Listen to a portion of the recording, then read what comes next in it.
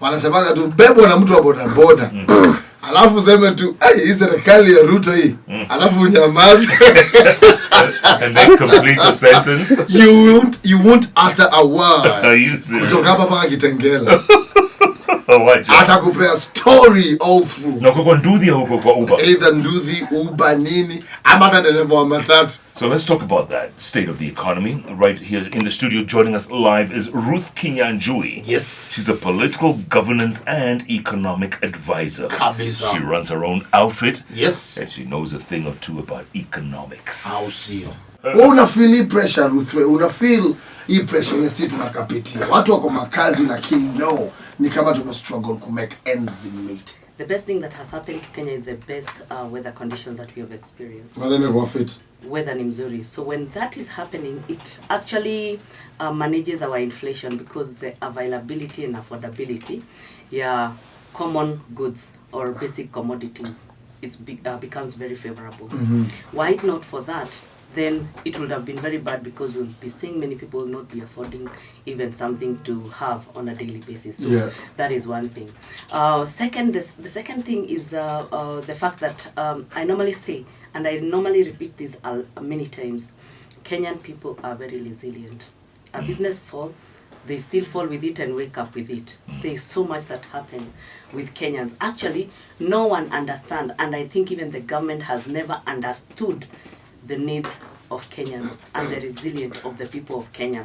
It is not the many efforts that have been put from the government, but the people of this country will always fall, but rise back. So that resilience really brings back to, gives people the hope to continue moving on. The Finance Bill 2024, what I saw, or one of the biggest gaps I think that was ignored or has always been ignored was one, the issue of public participation, because it hasn't been given a lot of thought in terms of how it's supposed to be taken into account and where it comes in and how it should play.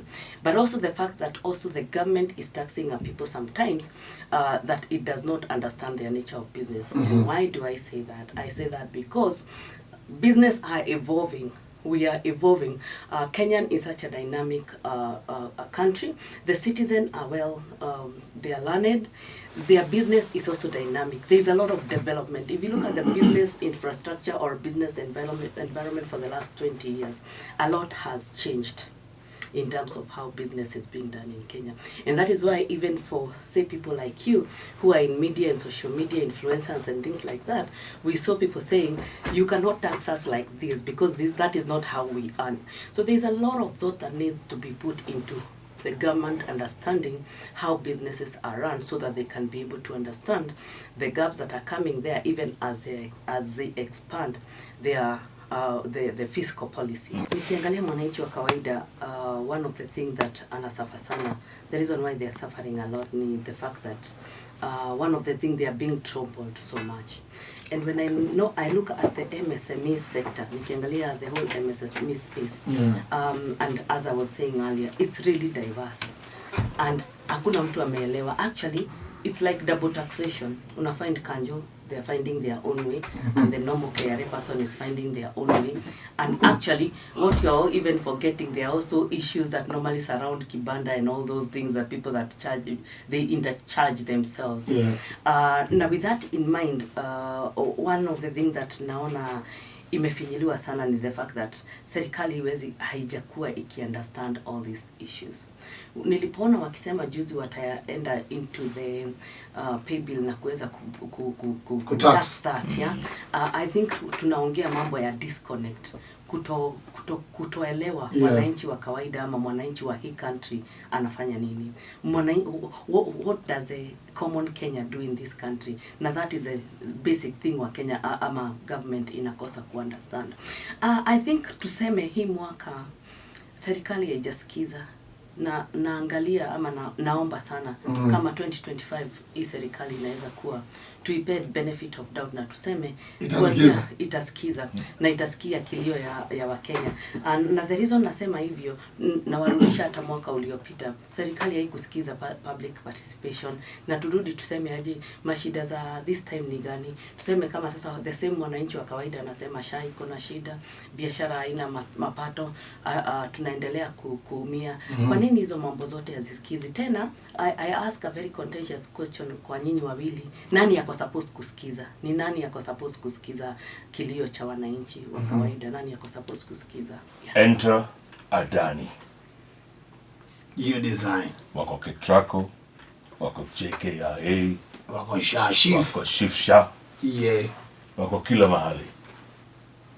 Is that the way we're supposed to be conducting business? Is that the way forward? Are you happy? Wanasema ni PPP, yes. And if not Adani, then maybe someone else would have entered. Yeah. Like you need PPP, it's very painful. Kabisa. Now no one seems to be appreciating it other than the government. So PPP first, before even I go to Andani. PPP are good projects because some of the projects, even in the world, that have been done as public-private partnership are very successful. Why? Because first they take a lot of time and they include actually a lot of initial investment outlay. So a lot of money that needs to be invested now, but for the future. And let me tell you, globally, PPP works. The problem with Andani right now are a few things questions that Kenyans have been asking and maybe have not been able to be answered, because every time there is an information gap, people will speculate, and that speculation will go in either way. It can go right or left or whatever. Yeah. And that the government cannot be able to blame anybody in terms of the information that is getting to the Kenyans. Why do I say that? Because the responsibility of communication is theirs. And the fact that mwananchi wa kawaida is asking, how come we are realizing this when things have already been done? And that's why you saw the courts trying to stall or stop that the processes, because already many questions are being asked. Because the main problem actually here we see is that the fact that things were seemed like to be hidden and only being brought to light by the fact that by coincidence or just by, it was a by the way. So, and the issue was, is it going to be a by the way for major projects like this? So that is one. So the second thing is that people went and tried to find out who is Adani, and global business people will always get known globally. So, and they felt like there were a few areas that Adani wasn't maybe felt to be the right person, especially because of maybe business practices in other countries. That is the second thing. The third thing is, why him in all the sectors? Why him? And is it true? Because we could be saying he's Adani in JKA, Adani in Ketraco, Adani in Chief, Is it true? So we want, the public wants that information out. So there's no transparency, right? There's no the lack of transparency. Let me quote one more specific case, especially when it comes to SHA. And now you'll be able to understand where issues of accountability is coming from. So first, on SHA, what was the problem with NHIF? Where were the gaps? Was this the only way that those gaps could be found? Why the abrupt so much increase in the deduction? And one of the deduction, the other thing also that was being asked, I hear the system costed, the cost was 104 billion, which was really high considering other systems globally, it was very high. Then the other question comes in how is our fiscal policy? Is it targeting more of you and me who are individual and trying to ignore the whole business sphere of the MSMEs? Because I'm coming for SHA I'm getting into your payslip for SHA, I'm getting there, I hear the NSSF will also increase very soon. There was also the proposal for 35% increase for anyone earning a lot more, So is now, how much can we be able to tax individuals who are employed, who are only 3 million, ignoring almost 16 million, who are in MSMEs? And I've already told you the future of work is changing in Kenya, so it's not going to focus so much on employment. It's going to be job creation, job creation and innovation. And innovation. So the only thing that me and you can do is be able to hope. However, you've aptly put it actually that, you see, the little accountability that is supposed to be done, and right now it's even happening in the budgeting process and in the economic status that we are in. There is no development agenda that is happening. Why? Because many loans were taken, we cannot see where those loans were. Maybe they went into your pocket or somebody's pocket.